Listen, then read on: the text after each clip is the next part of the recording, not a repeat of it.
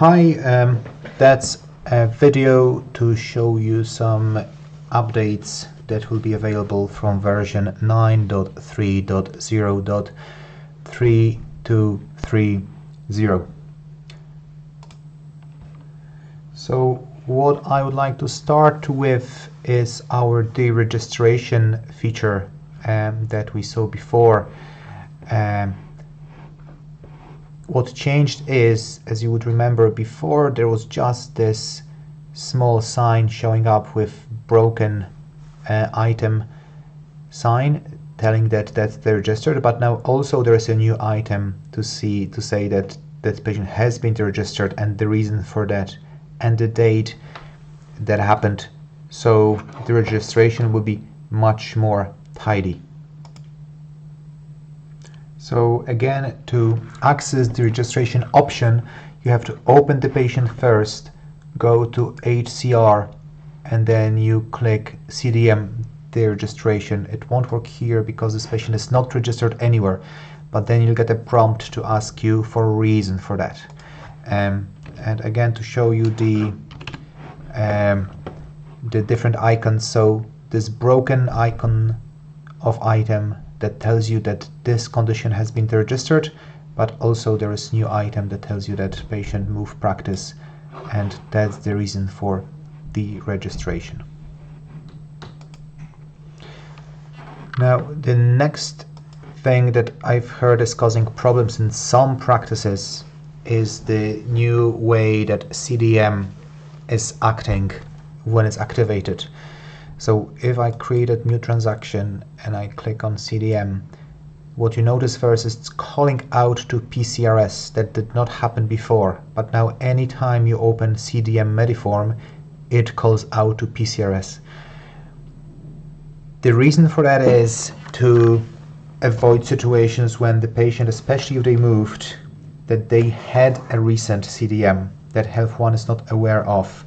So you have not performed work, that then you tear your hair out, why was I not paid for the work that I did? So that will alert you that way that no, this patient actually had review, they're not due for CDM as yet. Now, the second order consequence of introducing that is that you have to have, one, your PCRS certificate installed for the GMS list that patient belongs to, and B, you have to have active password. We probably all remember from old cycle of care for diabetes that we had this icon here to check for active and working connection to PCRS, and that's where you can change your password, right? So as you can see here, we have login for our practice, meaning this login allows to access all GMS lists from partners, and that works grand. The problem might appear for practices who are having one server, multiple doctors that are technically not in partnership, and they keep separate PCR certificates and logins, because at the moment you can hold only one login. We're trying to find solution for that, but at the moment you just have to log out, change the settings, log in. Another new feature are new templates. So I will put a link to the templates that I created, and I think they're reasonably good, in the description on this video and together in the email. But effectively what I mean by new templates is it will pull the date, right? So if your problem has a start date, this date will be pulled here. If you happened to code your condition with your ICD or ICPC, it will pull out as well.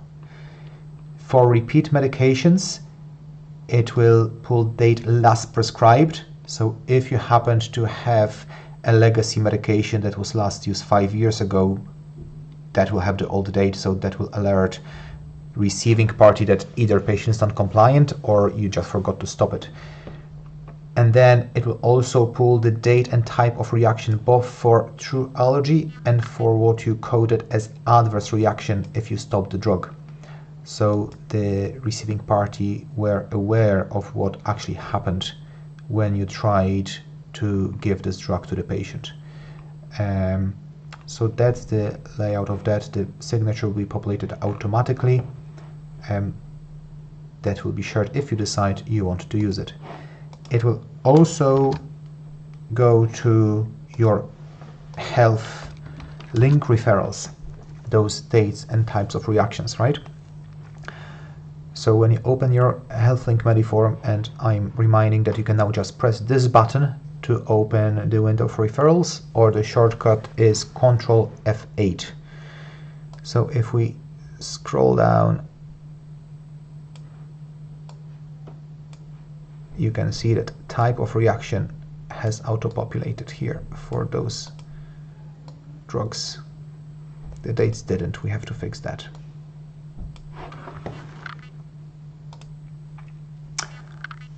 Another feature introduced is encrypting PDFs. For the moment, it will work only if you are exporting X amount of transactions from the site. It does not work for templates yet. The work is in progress. You have first to activate it, so you have to go to Tools, Options, Internet, Email PDF Encryption. At the moment you have only two options, either no encryption or password protected by date of birth.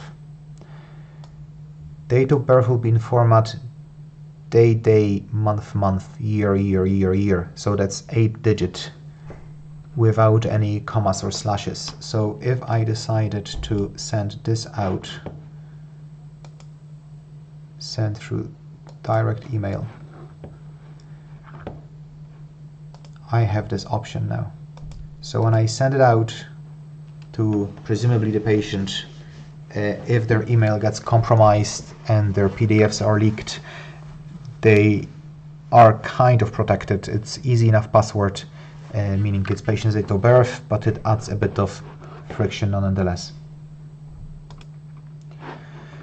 Next small thing that was changed is your Alliance referral for imaging.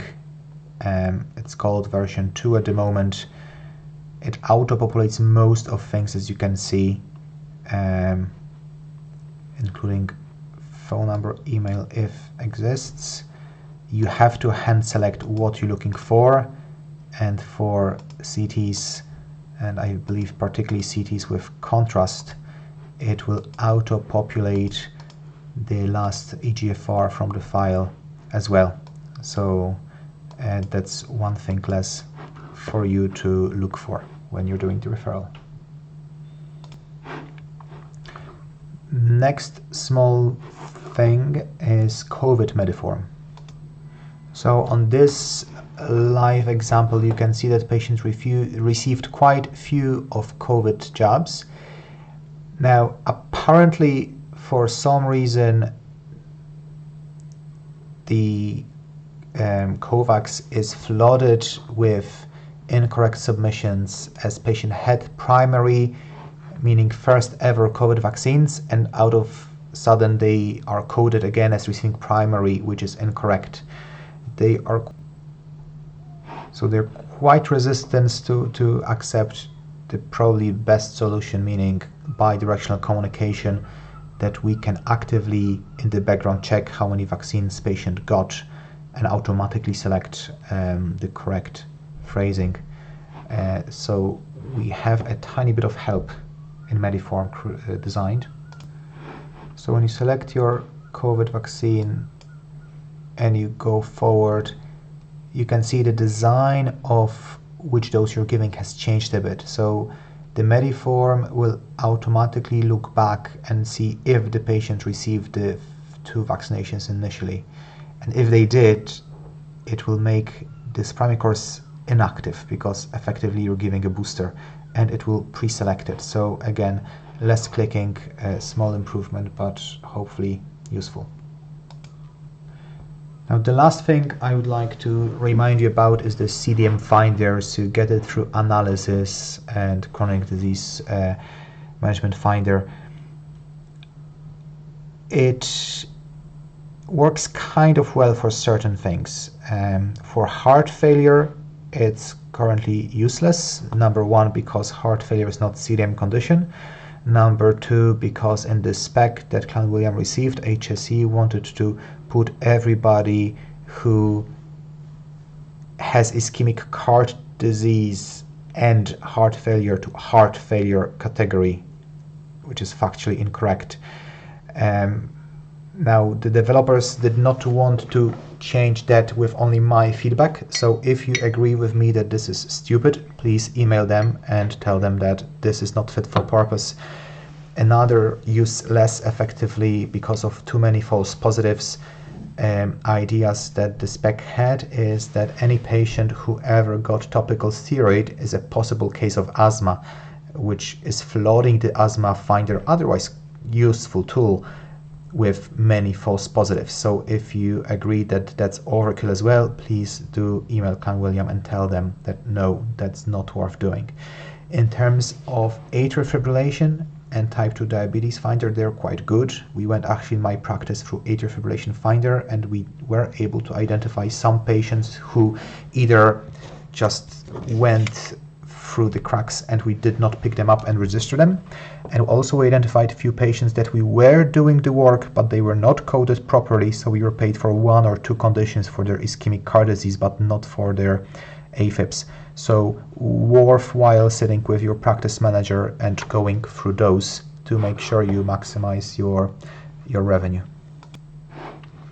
Now the last thing, not strictly related to HealthOne development as such, that's Mediform I did for GLP-1s. I think it's potentially quite useful. It has both phase 1 initiation, phase 2 continuation. For initiation, it will in the background check a lot of those things, but it will start working more magic when you put actually their weight, right? So that's what triggers certain checks and pick up the drug, because some warnings are for specific drugs only. If you pick then your medication and you set up your follow-up period, if you click on print patient information leaflet, it will put your practice details here. It will put all the information what you put in as titration to patient information as well. You can obviously give me feedback. You can edit as you find it fit for your purposes. The phase 2 will automatically calculate the weight change and suggest what to do. So if percent change was 0, it suggests to stop treatment. If percent change is over 5%, it automatically suggests to continue treatment. And you have different regimes for different drugs that you can have a sneaky peek at if you decide to just copy paste to your prescription. That's the end of this video. Thank you.